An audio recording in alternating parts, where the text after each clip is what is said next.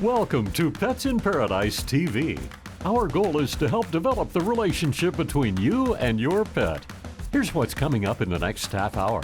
We'll follow a day in the life of a professional pooper scooper and get the scoop on poop. Like being at Easter and I'm a little girl again. It's the Easter egg hunt. Then we'll give you all the info you need to see if the Shetland Sheepdog is the right breed for your family.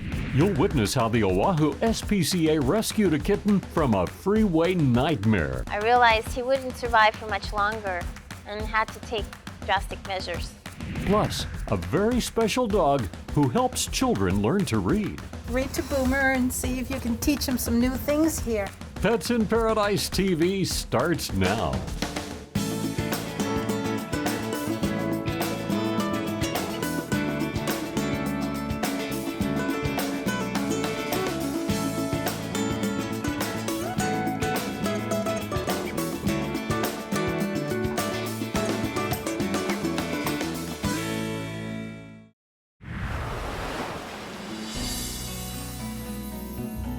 They say a cat has 9 lives. In this segment, we see that unfold.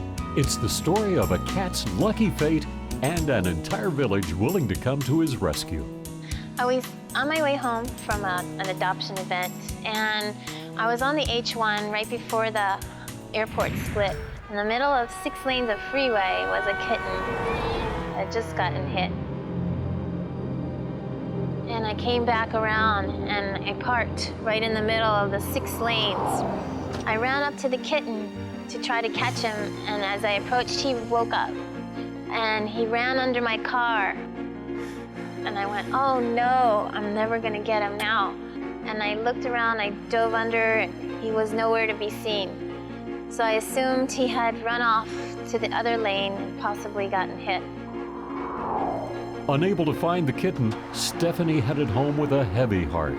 But little did she know a stowaway was riding with her. I got home, drove into my driveway, got out of my car. My puppy greeted me as usual and circled. He stopped and barked at the rear wheel well.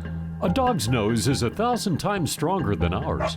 Thanks to his keen sense of smell, Stephanie's puppy was the first to pick up on a new scent. There he is. I looked up, and there was the kitten. So I quickly closed the garage door and set a trap with fresh tuna so that it would entice him out of my car. 48 hours later, the kitten still hadn't moved or come out to eat. A kitten has to eat frequently, like a newborn baby does. In a kitten's first weeks of life, it needs to eat once every 3 hours. An abandoned kitten can't survive more than a day or two without nutrition. I realized he wouldn't survive for much longer and had to take drastic measures. Stephanie came up with a plan to drive to her friend's auto shop to help get the kitten out. I knew my friend Jamie, the mechanic, would be the only one with patience enough to get him out. She put the car up on blocks. We removed most of the panels from the back, and he wasn't there. Time is of the essence, and they were starting to feel discouraged, but weren't about to give up yet. Up here is like the only place left for it to be. I don't know where else it would be. It's brave if it's up here. It seems like they had exhausted all options, but just then... Oh! I see it. It's hiding under the headlight. His gold eyes just popped out at me when I was looking at him, and he kind of started backing his butt up the little cubby that he was in, just getting farther and farther in. And it was tough at the end. We didn't think we were going to be able to get him out. They closed the doors to make sure the kitten would stay safe in the event they got him free. But it was a tedious process. Cats are one of the most agile domestic animals. And lucky for this guy, he found a safe place under a front lower panel. Oh, he's pretty tough. See him. I'm going to grab him. Give me a towel. Here. Right, I'm going to wrap him in a towel. Ready? Oh my God. You okay? Oh my God, it's a miracle. When we found the cat, it was exciting because we looked and looked and looked, and it was almost the last resort, and then we found him, and he was just so scared and so beautiful. Thanks, you guys. So for the kitten to still be alive is pretty cool. Now that he was set free, he needed immediate medical attention. Stephanie rushed to the vet. It's common for cats injured in car accidents to have internal bleeding. The vet got him straight on an exam table to help give him every chance at life. Okay, he's got good paint color, so he's stable. He can use his front legs okay. I'll see. It looks like his back legs hurt. The kitten that Stephanie rescued only sustained a broken leg. He did not have any brain trauma or spinal injury, which is very fortunate for a kitten that was found on the freeway. Most cats who get hit by cars don't survive or have to be euthanized because their injuries are too severe. He used 2 of his 9 lives that day. What a miracle. Little tiny kitten hit at 60 miles an hour with only a broken leg. So 2 days later, I picked up little Infinity. I named him Infinity because my car saved his life. 24 hours later, the little guy has made a full recovery and has been adopted by a loving family. Now his future looks extremely bright, from a feral to a spoiled kitten. It also took some good Samaritans to give this kitten another chance. There are more than 500 dog breeds, ranging from the world's smallest, the Chihuahua, to the mighty Great Dane. Our goal is to pick one and learn all about it in It's All About the Breed. Today, it's all about the Shetland Sheepdog. The Shetland Sheepdog, known most commonly as a Sheltie, is believed to have originated in England or France in the early 1900s and were originally bred to herd sheep in the Shetland Islands, hence their name. The Shetland Islands are known for their small breeds of animals, the Shetland pony being the most famous, and the Sheltie is also a small animal, probably bred to herd small Shetland sheep. They are sometimes referred to as miniature collies, which is incorrect. They're generally 13 to 16 inches in height and weigh between 11 and 24 pounds. Females and males are usually about the same size. They have a double coat consisting of long fur on the outer coat and a soft undercoat to regulate temperature. They come in tricolor, blue merle, and sable with various white and tan markings.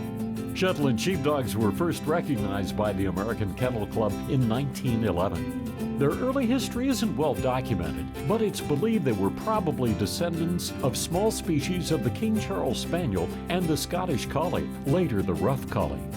In fact, they were first known as Shetland Collies, but collie owners objected because they were a mixed breed, so the name was changed to Shetland Sheepdog. They are no longer used as herding animals, although the herding instinct is so well developed in their genes that they can still perform intricate herding practices with little or no training. These days, Shelties are raised as pets, but some are used as farm dogs, where they are great herders of chickens, ducks, geese, goats, and cows. Shelties are known for their sweet temperament, not only with people, but with other animals. They do well in apartments, but as with most dogs, they need their breaks and a good walk or two each day. They are highly intelligent and are considered to be the 6th smartest dog out of 132 breeds. Some researchers have found that a Sheltie can learn a new command in less than 5 repetitions. As for health issues, Shelties are athletic and generally healthy dogs, but can be prone to diseases of the eyes, which puppies should be examined for, as well as for thyroid problems, epilepsy, hip dysplasia, and skin allergies. They're also 4 times more likely than other breeds to contract a certain type of bladder cancer. Before breeding, Shelties should be tested for inheritable genetic diseases, and breeding between 2 like-colored Shelties can sometimes result in blindness and deafness.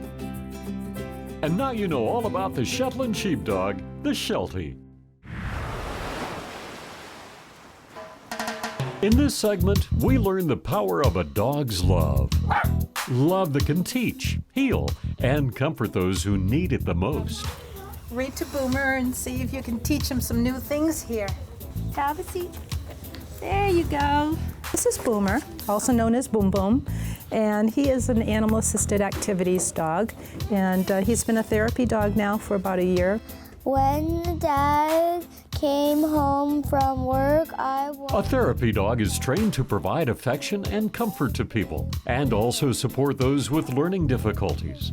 So when they come to the library and they see a dog, that encourages them to want to read. So what we do is try to make it a fun event. They're not judged. A dog doesn't put on any airs at all. You see what you get. In efforts to be helpful, some adults find themselves correcting what a child is trying to read. Sometimes I remember and sometimes I just forget.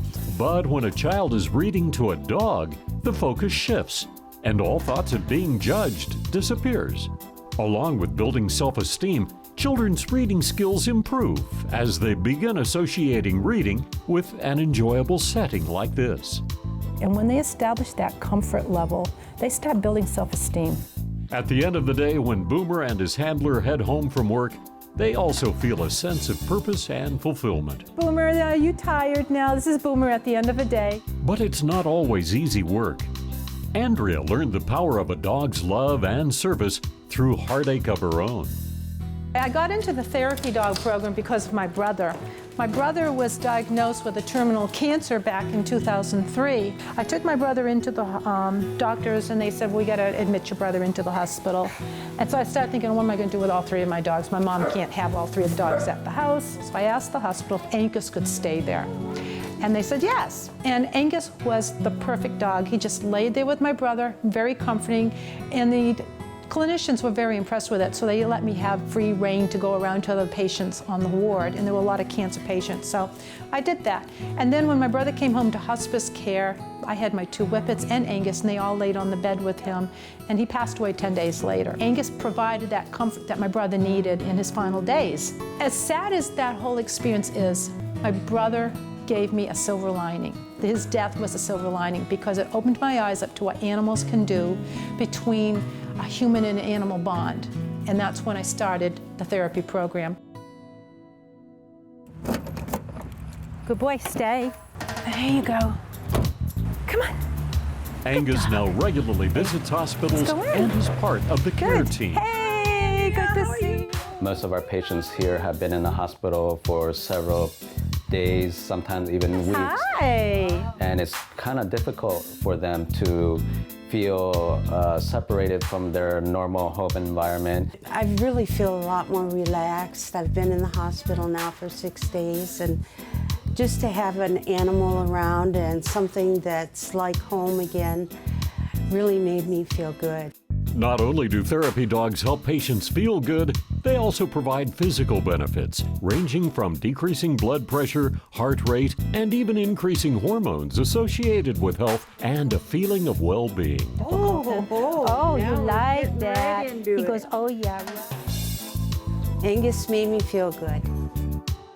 It's hard to believe these are therapy dogs. When they are working in a hospital setting, they mellow out so much, but they can get into so much trouble when they're together. What may seem like an ordinary dog can be used for extraordinary things. Good catch. It may not be a glamorous job, but someone's got to do it. We're going to meet a professional pooper scooper who actually makes this dirty job look fun. Hey, I'm Ali the Poo Princess, and my title is Fecal Matter Technician. Today I'm going to show you a day in the life of a pooper scooper. Come on. In this segment, we'll follow Ali around and get the scoop on poop. People often ask me, are you the pooper or the scooper? I am the scooper. I scoop up the poop and I move on to the next challenge. There is 40 million tons of dog poop in the world every year, and my job is to clean the world up one poop at a time. And out of that 40 million tons, a lot of it ends up in your local landfill, where it often makes its way into the groundwater supply. Ali may joke around, but her job is important. Hey, this is my first house with 2 dogs. Let's check it out. It's safe to say Ali has job security. The average dog poops about 3 times a day, totaling about 3/4 of a pound. Puppies poo about 8 times a day, but lucky for Ali, their mother usually cleans it by eating it. Ew. So the dogs usually follow me around and watch me clean up the dog poo. It's something that their mother did for them when they were kids, so I guess mom gets stuck with the dirty work again. 1 house down and 2 to go. Being the poo princess, I've heard it all. Being in the top would be, you have a crappy job. Another one is my friends calling and saying, hey, just thought I'd call and shoot the poop with you. Another one is, hope you're making a poop load of money. House number 2, they have 2 big dogs with 1 a week pickups, so I'm expecting a lot of poo today. As you can see, there are lots of jokes in this industry, but there are also some serious facts. Just 1 ounce of dog feces contains 23 million microorganisms of bacteria, nearly twice as much as human waste. But that doesn't stop Ali. It's like being at Easter and I'm a little girl again. It's the Easter egg hunt. Get to pick up all the poo. Is that pumpkin? Have you guys been eating pumpkin? Sometimes you get it really stuck in the grass. You just gotta it's all right, no job too big for the poo princess. I caught about a 3-pounder here, maybe a little bit more.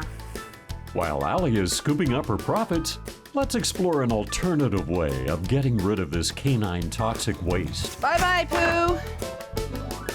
Yes. Who's that? Meet Dwight and Craig. They have 2 mastiffs. He's about 160 pounds, and she's about 120. A lot of food is needed to keep those massive bodies going, but what goes in must come out. So about in a week, we probably collect about 30 to 40 pounds worth of dog poop. And every week that adds up. Soon, Dwight and Craig just couldn't take it anymore. But lucky for them, they found some little helpers. These worms are Icenia fetida and Perionyx excavatus, also known as red worms and blue worms. These are composting worms and they eat poop. Worm composting has become popular over the years. All you need is a container, shredded paper, poop, vegetable scraps, water, and worms. Evidently, worm poop doesn't stink. There's no smell once I open the bin cover every day. Like when you open it, there's nothing. You really can't smell anything. The end product is called vermicast, a great fertilizer, but when using dog poop, it's not recommended for edible plants because some harmful bacteria may still remain. Now let's check back in with Ali the Poo Princess. We're coming up on our 3rd house, and the scoop on this house is they have 3 dogs, 2 very large and a Shih Tzu. I'm expecting a good amount of poo, so we're gonna pull up right here. Dog waste removal is a growing business for lots of communities. We're just getting ready. I'm putting on my gloves. Many clients are willing to pay more than $40 a month for this service. The startup costs are low, but there are some risks involved. One of the hazards of my job is that I might run into aggressive dogs. Look out! Look out! Look out! Look out! Look out! Look out! Look out! Look out! Look at the big poos! Right, let's go. If the dog poops in the yard and no one's around, does it stink? Do the flies come? Yay! Gizmo, where's your poo? Is your dog a pain in the grass? Mine is. Oh, look at this. Tidy, tidy, tidy. A philosophical question. Which came first? The pooper or the scooper? Which one do you think came first? We're gonna have to do a double empty at this time. My job is fun. You can make a lot of jokes about my job. How many jokes can you make about your job? It's the world's most glamorous job. Poo. But poos and giggles aside, the U.S. Center for Disease Control and Prevention confirms that pet waste can spread parasites like hookworms, ringworms, tapeworms, and salmonella. So if you're not cleaning up after your dog's waste, your family, dog, and water supply could be at risk. I am the Poo Princess. Bricks, you keep eating. You're giving me good job security. Bricks, the big mastiff, he just gave me the biggest wet willy. Thank God this is the last job of the day. I can go home and have a shower. The most popular way to clean up dog poop is to pick it up with a plastic or biodegradable bag. And the safest way for our environment is to simply flush it down the toilet. Well, it may not be that simple. There you have it, the day in the life of the Poo Princess scooping poo. And tonight, hundreds of dogs will be pooping across the island, and tomorrow, I'll be there. Holy crap!